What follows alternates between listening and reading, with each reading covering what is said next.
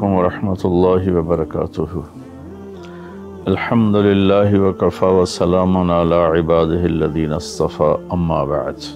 کہ 27 رجب کو جبرائیل آئے، آسمان سج چکے ہیں، اور ہماری یعنی زبان میں یا ہمارے رواج میں کہ یا رسول اللہ استقبال کے لیے قطاریں لگ گئی ہیں، آپ ان کو لے کر گئے۔ آپ ام ہانی رضی اللہ عنہ، حضرت علی رضی اللہ تعالیٰ عنہ کے گھر میں تھے آپ، تو وہاں سے حتیم میں لے گئے، آپ کا سینہ چاک کیا۔ دوسرے فرشتہ وہ پانی لایا زمزم کا، اس سے آپ کے سینے کو صاف کیا، پھر دل باہر نکالا، اس کو چیرا، اسے صاف کیا، اور پھر دوبارہ دل کو رکھ دیا، سینے کو بند کر دیا۔ اب یہ سارا کچھ اپنے ہوش میں دیکھ رہے تھے۔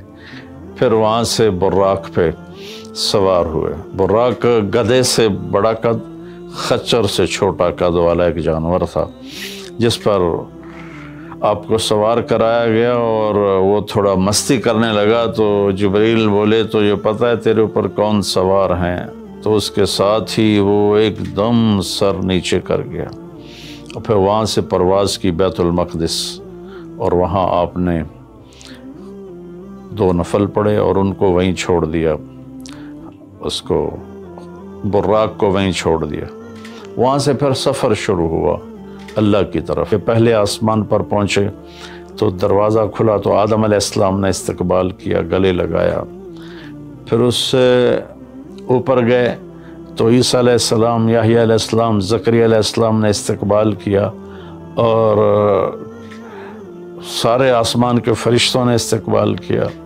پھر اس کے بعد تیسرے آسمان پر گئے تو یوسف علیہ السلام نے استقبال کیا اور سارے فرشتوں نے۔ پھر چوتھے آسمان پر گئے تو یونس علیہ السلام نے اور باقی سارے فرشتوں نے۔ تو پھر 5ویں آسمان پر گئے تو ہارون علیہ السلام اور آسمان کے فرشتے۔ پھر 6ٹھے آسمان پر گئے تو موسیٰ علیہ السلام اور موسیٰ علیہ السلام کے آسمان کے فرشتے۔ اس دن اللہ نے، میرا میں نے پڑھا کہیں نہیں لیکن مجھے لگتا ہے کہ اس دن اللہ تعالیٰ نے سارے فرشتوں کی عبادت کی چھٹی کرا دی ہوگی، اور فرمایا ہوگا بس میرے محبوب کا دیدار کرو، استقبال کرو، آج یہی تمہاری عبادت ہے، کیونکہ ہر فرشتہ بے قرار تھا کہ دیدار ہو جائے۔ پھر اب 7ویں آسمان پر گئے، وہاں ایک بیت اللہ تھا، وہاں ایک بزرگ سفید داڑھی والے یوں کر کے بیٹھے ہوئے تھے، یوں کر کے، اور لمبے ان کے بال تھے، لمبی داڑھی تھی۔ وہ نہیں اٹھے، وہ بیٹھے رہے۔ جب اب قریب آئے تو وہ کھڑے ہوئے اور کہا میرا بیٹا آ گیا۔ پہلے نبیوں نے کہا ہمارے بھائی آ گئے، ہمارے بھائی آ گئے، ہمارے نبی آ گئے۔ اس بزرگ نے کہا میرے بیٹے آ گئے، میرے بیٹے آ گئے۔ تو آپ نے جبریل سے پوچھا یہ کون بزرگ ہیں؟ تو انہوں نے فرمایا یہ آپ کے دادا ابراہیم علیہ السلام ہیں۔ اس میں اللہ نے ہمیں سبق دیا کہ بیٹا کتنے ہی عالی مقام پہ چلا جائے، اس کے ذمہ ہے اپنے ماں باپ کا ادب کرے، ان کے پاؤں چھوئے، ان کے سامنے سر جھکا کے چلے۔ یہ ہواؤں میں اڑ جائے، عرش کو چیر کے اللہ تک پہنچ جائے، پھر بھی باپ کے آگے، ماں کے آگے سر جھکانا ہے۔ اور یہ سبق عملاً اللہ نے امت کو سکھایا، پہنچایا، کہ اللہ تو جانتے تھے کہ یہ امت اپنے والدین کی کتنی نافرمان ہوگی، اور کتنے ماں باپ ہوں گے جو چھپ چھپ کے روئیں گے، کتنی مائیں ہوں گی جو دوپٹے کے پلو میں اپنے آنسو چھپا لیں گی اپنی اولاد کی نافرمانی کی وجہ سے، بدتمیزی کی وجہ سے۔ میرے نبی سے پوچھا گیا یا رسول اللہ قیامت کب آئے گی؟ تو آپ نے فرمایا اللہ کو پتہ ہے۔ کیا کوئی نشانی فرما دیں؟ ارشاد فرما دیں کہ جب مائیں بیٹیوں کے ہاتھوں ذلیل ہوں گی تو قیامت آئے گی۔ یعنی بیٹے تو کرتے ہی رہتے ہیں، اگر بیٹیاں بھی ماں کو ذلیل کریں گی تو قیامت آ جائے گی۔ تو یہ اتنا بڑا مقدس رشتہ ہے۔ آپ نے فرمایا جس نے اپنے والدین کو دکھ دیا اس پہ اللہ کی لعنت، زمین آسمان کی لعنت، فرشتوں کی لعنت، نہ اس کی نماز قبول ہے، نہ روزہ، نہ صدقہ۔ اور دوسری طرف آپ نے فرمایا جو صبح صبح ماں باپ کی زیارت کر لے تو صبح سے شام تک جنت کے 2 دروازے اس کے لیے کھل جاتے ہیں۔ نہ حال پوچھا، نہ خدمت کی، صرف آ کے زیارت کی محبت کی وجہ سے۔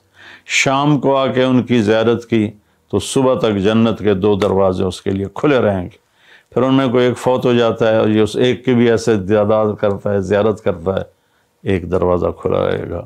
تو یہ اس میں ایک بہت بڑا سبق تھا ماں باپ، چونکہ پہلا قصور تو ماں باپ کا ہے کہ وہ بتاتے ہی نہیں، وہ تعلیم ہی نہیں دلاتے جس سے پتہ چلے کہ ماں باپ کا مقام کیا ہے۔ اسی میں ہماری نسل ڈپریشن کا شکار ہو گئی۔ تو انہیں کیا پتہ باپ کون ہوتا ہے، ماں کون ہوتی ہے۔ تو میرے عزیزوں، میرے بھائی بہنوں، بچوں بچیوں، ہم مختلف قسم کی نافرمانیوں کا شکار ہیں اور اس میں ہم لذت ڈھونڈتے پھر رہے ہیں اور فرسٹریشن کا شکار ہیں۔ ہماری نئی نسل نشوں پہ لگی ہوئی ہے۔ اللہ کے واسطے سب سے ہاتھ چھڑا کر اللہ کے نبی کو اپنا ہاتھ پکڑا دو، وہ آپ کو یوں پکڑیں گے اور اللہ پاک سے جا کر ملا دیں گے، اور فرشتے بھی آپ پر رشک کریں گے۔ یہ واقعہ معراج کی اصل تھیم ہے اور واقعہ معراج کا اصل پیغام ہے کہ کی محمد سے وفاتوں نے تو ہم تیرے ہیں۔ یہ جہاں چیز ہے کہ لوح و قلم تیرے ہیں۔ السلام علیکم ورحمۃ اللہ۔